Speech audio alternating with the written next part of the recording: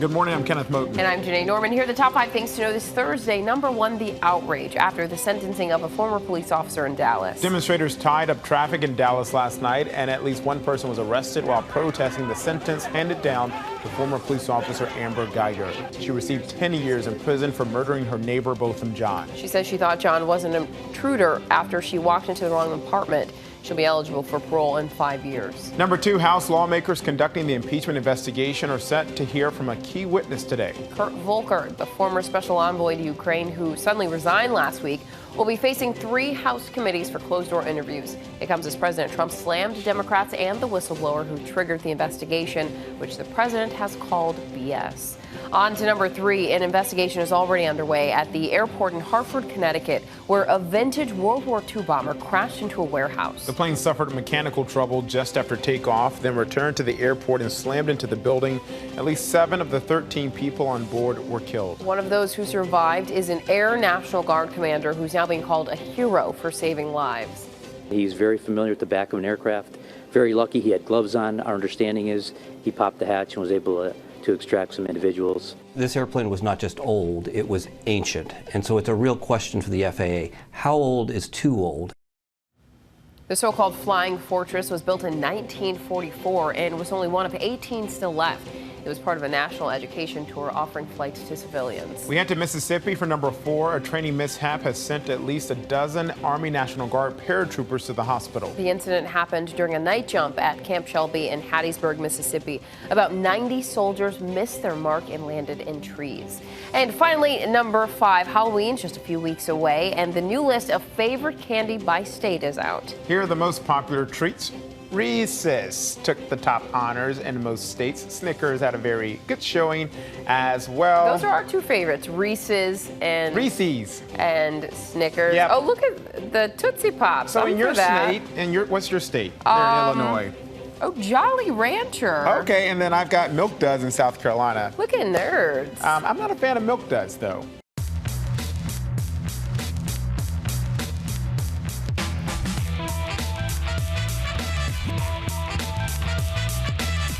Candy. That's our question of the day. What's your favorite Halloween candy? Tell us in the comments. Tweet us at ABC News Live. Twix, Snickers, Reese's, Baby Ruth, Payday. Oh. I love a payday. Nerds.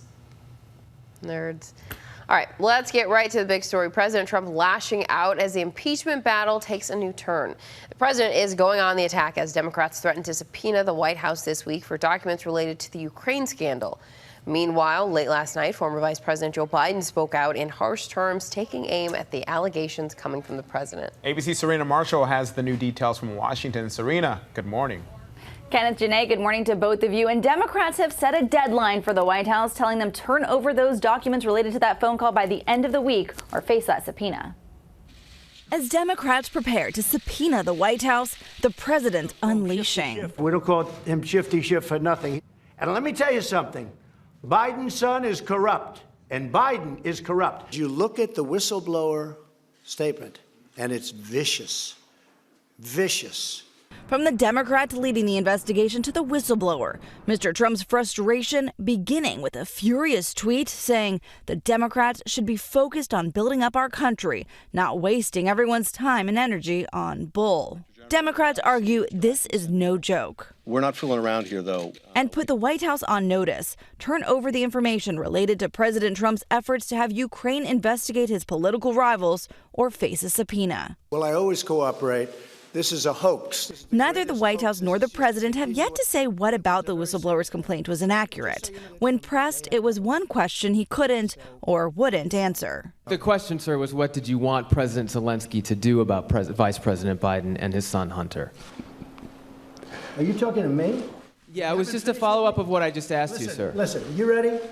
We have the president of Finland. Ask him a question. I have one for him. I just wanted to follow up on the one that I asked you, which was, did you hear what me? did you want Did you hear me? Yes, Ask sir. him a question. I will, but I've given you a long answer. Ask this gentleman a question. Don't be rude. No, sir, I don't want to be rude. I just wanted you to have a chance to answer the question that I asked you. I've answered everything. It's a whole hoax. I think the president knows the argument that can be made against him, and he's scared. As for Joe Biden, he's now fighting back. Let me make something clear to Mr. Trump and his hatchet men. I'm not going anywhere. Overnight, the whistleblower's lawyer pushing back on the suggestion that members of Congress helped draft that complaint, saying in a statement that their client did it by themselves without any assistance from anyone. And meanwhile, you guys, today on Capitol Hill, Kurt Volker, the former envoy to Ukraine who resigned abruptly last week, will be giving their deposition to 3 different House committees. Kenneth, Janae. Serena, before you go, so yesterday, 24 hours ago, we were talking about there was going to be an urgent briefing on Capitol Hill. The State Department's Inspector General had an urgent briefing to deliver to Congress related to the impeachment inquiry. It was big news. We were going to monitor that. So what in the world happened?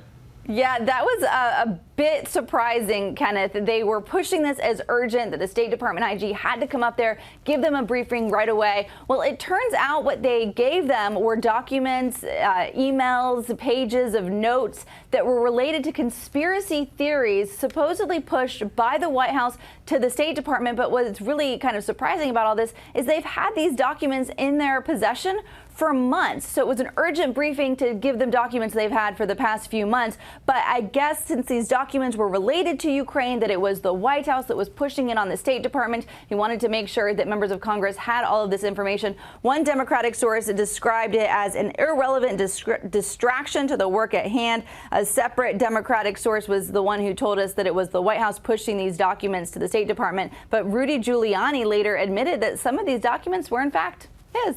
Wow. Well, Serena, thank you for that update. And also, Serena, we want to know, what's your favorite Halloween candy? Well, I'm a big Reese's fan. Yes. I love the Reese's Cups specifically, but on the sweet and sour side, Sour Patch Kids. Oh, there you that's go. good, Serena. Yeah. Good job, Serena. Yeah. But that's not just my favorite Halloween candy. I will take Sour Patch Kids any day of the week. I'm with you. That's a good call. And Serena, you know, sometimes we refer to Janae as sweet and sour. More on the sour. But, Serena, you know. I know that you I think absolutely she's more don't. on the sweet. Oh, there. Thank you Together, so much. though, maybe it's sweet and sour, Janae, Kenneth. Hey. Exactly. Hey. That's my girl. Serena, thank you for joining us in his antics. You guys are missing an obvious milk dud joke here. Oh, you're right. Oh, well, you said it. There you have it. Straight from the milk dud. Well, now to the 2 very different reactions after a jury sentenced a former Dallas police officer to 10 years in prison for murder. Overnight, a heated scene played out on the streets of Dallas as protesters outraged by that sentence faced off with police while chanting "No justice, no peace." Officers were seen arresting at least one person. The clashes came hours after a jury sentenced former officer Amber Guyger for shooting her neighbor in his own apartment. She had faced the possibility of life in prison. As protesters gathered, the victim's family asked for people to focus on this moment of forgiveness in court Wednesday when the victim's brother asked if he could give his brother's killer a hug.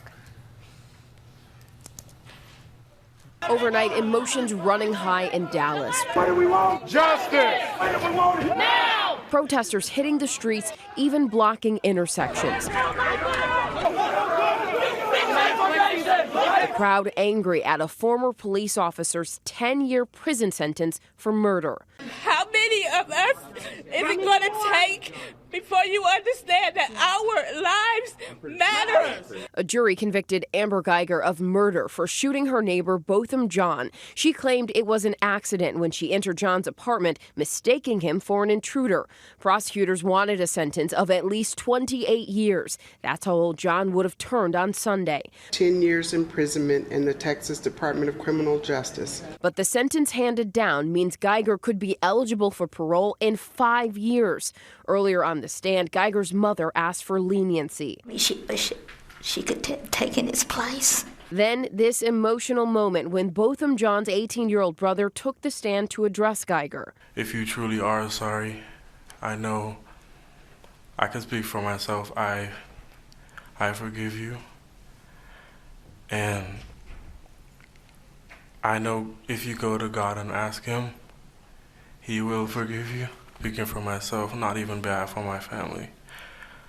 But I love you just like anyone else. Then he turned to the judge. Can I give her a hug, please? Yes.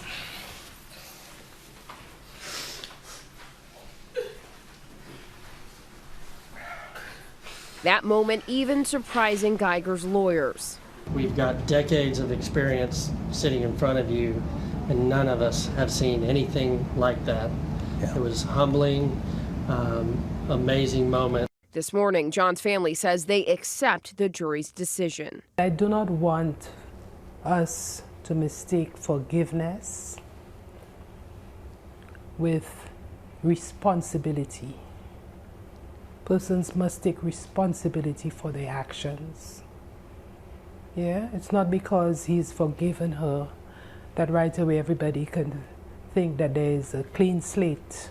Botham's family also claims there was an attempted cover-up by the police department. The police chief says she's launching an internal investigation. Some other stories we're watching this morning. The Trump administration is planning to expand its collection of DNA from migrants detained after crossing the border. Homeland Security is working on empowering immigration officers to collect DNA samples from hundreds of thousands of people in detention facilities across the country and send those records to the FBI database. Immigration advocates are raising concerns about privacy. Another person has died from the relatively rare disease Eastern equine encephalitis, bringing the total to at least 10 people so far this year. The latest death from EEE was reported in Michigan, the fourth death in that state. The other deaths have all been in New England. EEE is spread by mosquitoes, so the CDC is warning people that they should use insect repellents and get rid of standing water to cut down on mosquito breeding sites. An Indiana school district is facing the first of what will likely be several lawsuits after 16 students who were getting tuberculosis skin tests got insulin injections by mistake. School officials say those students were immediately hospitalized. At least one mother says her son was unconscious after getting the insulin. All 16 students are now out of the hospital and are okay, but parents say they are furious and they're accusing the school district and the medical staff of negligence. Frightening images show a bank employee fighting off an armed robber. Police in Abilene, Texas just released this video of the struggle that happened last month. The suspect forced the woman inside at gunpoint as she arrived for work. Moments after a coworker arrived, she starts fighting back. She suffered minor injuries after being hit in the face with the gun that you can see right there. The crook then got away. Two sheriff's deputies pulled over a speeding car and realized very quickly they weren't dealing with someone just trying to get out of a ticket. When Deputy Robert Pounds and Sergeant David Drux looked inside, they saw a woman in labor and her soon-to-be newborn already crowning. Deputy Pounds grabbed gloves and a blanket, and then they let nature take its course. Here we go. This baby out. No sooner than I got there with the blanket and she was there. Okay, hang on. My concern was obviously with the baby, and she grabbed my index finger with a firm grip, and I was happy for that. It took less than 2 minutes for the baby girl to make her entrance. She and her parents are doing just fine. Apparently the gap is closing between our texting and typing speeds. Researchers in Europe say we now type 70% as fast on mobile devices as we do on regular keyboards. The study says autocorrect and other smartphone features have helped. Researchers say using both thumbs is the fastest phone typing method. One person in the study managed to hit 85 words per minute. Okay, so we did this earlier on World News Now, and then I tried. I never got a full minute of taking the test. At one point, I did get up to 75 words per minute. Yeah. But it was making it really tricky. I couldn't just double tap to get the period, which is what you usually do when you're texting with an iPhone. Mm-hmm. I had to manually insert the period, and then I had to manually capitalize the next letter. So I'm like, you guys are cheating me. So I could have gotten higher. So it slowed you down. That's all I'm saying, yes. Oh. It slowed me down. I just want to see you like Kermit the Frog, that meme, GIF. That's how I type. But on your phone. Oh, yeah. Hey, coming up, we're meeting a group of real-life Goonies, what these neighborhood sleuths did that may have saved a life. But first, a police officer stumbles across a traffic stop conducted by a fake cop. Now an 18-year-old's under arrest. That story when we come back.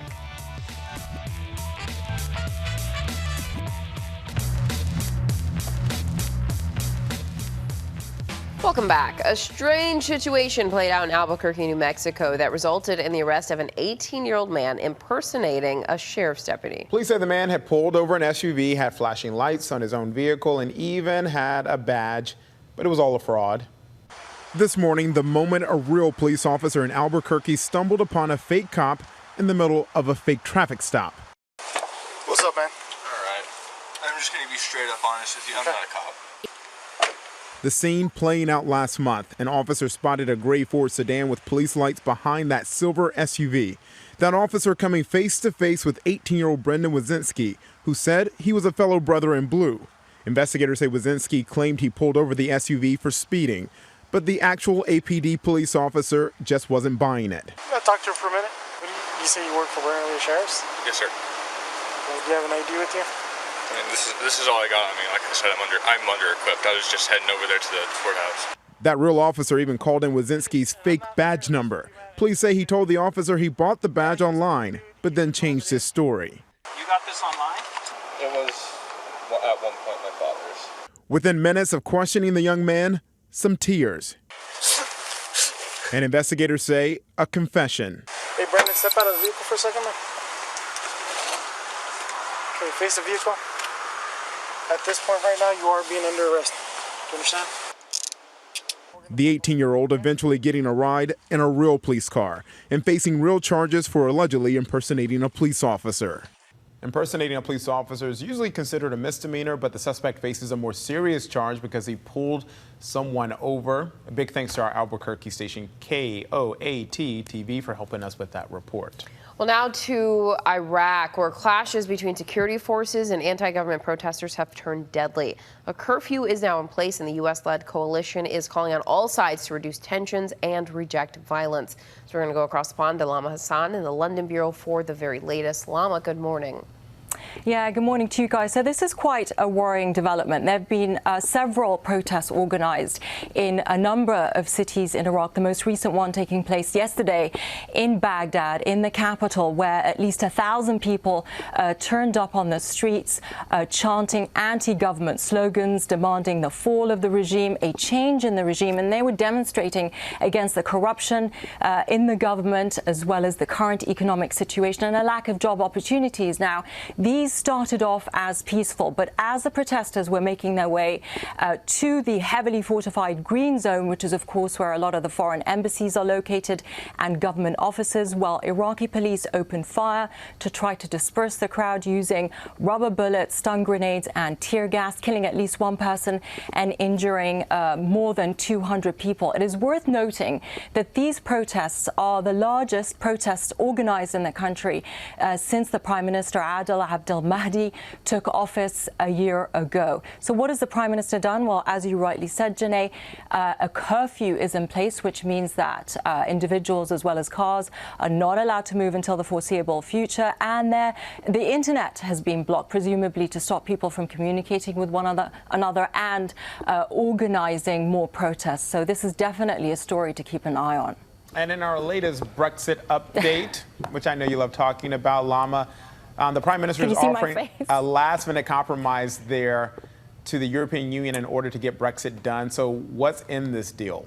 Yeah, so this, as you said, is our favorite topic. I'm going to try and keep it simple. So everybody was waiting for Prime Minister Boris Johnson to unveil his new Brexit plan, his new Brexit deal, and he did yesterday. And it would mean that Northern Ireland will leave the European single market for goods, but stay in the customs union, which would require more customs checks. So this was sent to the European Commission yesterday. What does the European Commission think? Well, that advances have been made, but it still has issues. So the deal will be put to Parliament today.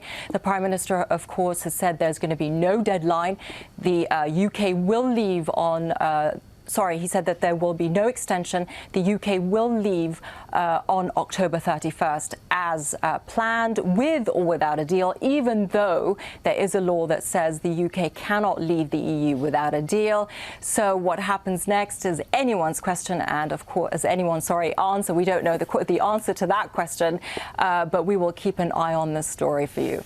And Lama, it's hard to believe, but it's been 1 year since the suspected murder of Washington Post journalist Jamal Khashoggi at the Saudi consulate in Turkey, where activists held a memorial and called for a United Nations investigation. So how is Khashoggi being remembered? Yeah, exactly. If you can believe it, it's been exactly a year since Jamal Khashoggi, the Washington columnist, went into the Saudi consulate in Istanbul and was murdered. And so yesterday, a memorial was held near the consulate to remember him, a very somber vigil where his friends as well as activists turned up. It's worth noting that the Washington Post owner Jeff Bezos was there, as well as Khashoggi's fiancée. The moment that Khashoggi walked walked in, which was 1:14 p.m., is when the memorial started. Now, if you can believe it, again, a year later, and there are still so many questions surrounding Khashoggi's death. Who exactly is culpable for his murder? How culpable is the Saudi Crown Prince, Mohammed bin Salman? And his body still hasn't been located. So activists are demanding answers to those questions as well as justice to be brought. All right, Lama, thank you so much for that update. We really appreciate it. And Lama, just before we let you go, we have been talking about Halloween candy. I'm sure you don't go trick-or-treating. I heard, But yes. what is your favorite Halloween candy? You know, I think candy corn. I know this is probably controversial. Oh my God. Yes, because if you just, I know it's very sweet, but if you just have a few, then that's it. You're satisfied. Is that true? For me, yeah. The last time we were together, boring. the last time we were together, I think we had a disagreement over the child sections, the baby sections on the airplane on Japan Airlines. Yes. And whether or not, like, was that discrimination? And I was with you, Lama. And now we got this candy corn controversy. Is this a disagreement? Oh. Yeah. They're quite good. Send them my way then. If you won't eat them, I'll eat them. That is fine. We will send you that filler We'll send candy. you all across the pond. We will send that candy corn. Thank you so much, Lama. Have a good one. I heard they float. All right, let's get a check of our notifications. Starting in Oregon, where some would-be car thieves got the shock of their lives and quickly learned they were on candid camera. A woman in Beaverton and the guy who allegedly broke into her car, right there, found out how her video security system works really well. He was more than a little surprised when the flash went off and it started recording as soon as he got inside early Tuesday morning. He and his two accomplices are still on the run, but I'm sure he'll be caught soon. Next up, watch this dog play piano. Do you need to say anything else? Yep, a virtuoso. Just very Smart skilled. dog. Very skilled. Very impressive. The dog's enjoying it. And a bar in Florida has put the dollar bills posted to its wall and its ceilings to good use. This is in Sarasota, Siesta Key Oyster Bar. Which is known for putting those dollar bills up on the ceiling with people who write us messages. Yeah. Well, they took them all down. $14,000 they counted up, to and the they donated. Of Hurricane Dorian. That's so awesome. Yeah. And they say nothing's certain but death and taxes. They do say that. But they never said that you would have to keep paying for cable after you die. And that's what happened to one woman who was charged an early cancellation fee from DirecTV. She was 102. Yep. She lived a good long life. She should not have to pay that bill. Well, she won't. Well, she will not, but her family definitely. And they should not have to. Exactly. And DirecTV said they have to pay it. Maybe things will change. Hopefully. Two men in Utah have found a way to get to McDonald's without leaving the comfort of their couch. They combine some wheels, a kid's bike, a motor, and a couch to come up with this. They call it a paracouch. They can hit 32 miles per hour, and their biggest worry, as you can imagine, was being pulled over by the police. Oh, not the semi-trucks that can wipe them out pretty easily, other cars that can take them out? Nope. They were saying the police. Okay. Hey, this morning we're hearing about what could best be described as a group of real-life Goonies. Police are calling this group of kids junior detectives, but McKenna, Logan, Hope, and Cashton reminded us of a slightly more famous group of kid adventurers. Will Gans has that story. It's an adventure fit for an 80s movie. Goonies never say die! These real-life Goonies stumbling upon a mystery. Okay, so this is what happened. When they were playing at the park, they heard a helicopter and they saw police, and then they decided to come back home and get me and Logan to help search for the missing lady. Police in Roseville, California, looking for a missing 97-year-old woman who walked away from her retirement community near where these kids live. And right away, they were on the case. Logan came running in saying that he was on the search for somebody who was lost. No treasure map. Just the essentials. We came prepared. Snacks. I packed a whole bag. And the search was on. By the bridge, there's the gated off area, and well, we tried looking there because we heard that she was a hider. So we went up the hill to get a good view, but we didn't see anything. But their adventure continued until they turned a corner on their bikes and just saw a lady walking, and Hope was like, "That's her, that's her." Just that they found her, we found her, over and over again. They were so excited and proud of themselves. And then Hope called the police, and in the middle of it, Law enforcement confirming the woman's identity and returning her safely home. So even though they may not have found One-Eyed Willie's lost treasure, these real-life Goonies proving that sometimes reality is even better than a Hollywood happy ending. The main thing I was thinking about was helping our community to show people that the right thing to do is always help out.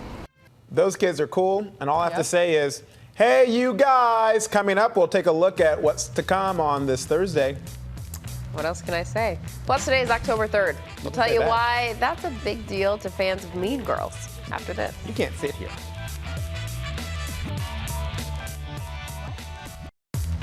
Here's what to watch out for today. President Trump travels to Florida to speak at the Villages Retirement Community and sign an executive order on Medicare. He's scheduled to leave the White House at 10 a.m. Eastern and will be there live. Meanwhile, First Lady Melania Trump is scheduled to visit national parks in Wyoming as part of her Be Best initiative. And Kurt Volker, who resigned last week as the State Department Special Envoy to Ukraine, is expected on Capitol Hill this morning for a closed-door deposition with 3 House committees. This will be Democrats' first deposition as part of their impeachment inquiry centered on the Ukraine call. The CDC is expected to update their official count on vaping deaths and injuries at 1 p.m. Eastern. E-cigarettes are now linked to at least 18 deaths. And the New York Comic Con kicks off today. Paul Rudd, Billy D. Williams, Frank Miller, Tom Hiddleston, and more will be on hand to celebrate cult comic books, films, TV shows, and games all weekend long. Plus, don't forget to tune into The Debrief for an update on all our top stories and the briefing room for a breakdown of the latest headlines in politics. So finally, everybody knows that on Wednesdays, we wear pink. But this Thursday morning, we're celebrating Mean Girls Day. Fans of the cult comedy classic that came out 15 years ago will be out in force. But in case you forgot why Mean Girls Day is celebrated on this date each year, like Katie Heron and Aaron Samuels remind you. You've actually never been to On October 3rd, he asked me what day it was. It's October 3rd. To celebrate, Tina Fey and Busy Phillips will host a watch party on Facebook Live with a cast of Mean Girls on Broadway with trivia, giveaways, and all the hot gossip. And certain theaters across the country are screening the movie today as well, which sounds totally fetch. You can't sit with us. That was always one of my favorites. Did I nail it? Totally fetch. You're a big Mean Girls Stop fan. trying to make fetch happen. Oh yeah, that was part. She doesn't even go here. She doesn't even go You go, here. Glenn Coco. She doesn't even go here. So many gems from that movie. That's it from us today. From those mean girls to this mean girl, the good guy over here says goodbye. See ya.